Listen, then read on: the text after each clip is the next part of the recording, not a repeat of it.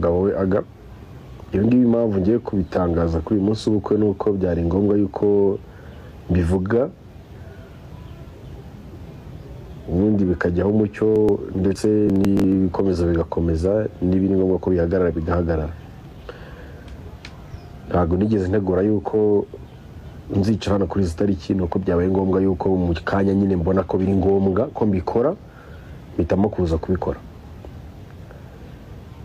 Nta muntu n'umwe kuri iyi si y'Imana muri iki gihugu no mu miryango dukomokamo ushobora guhagarara hariya ngo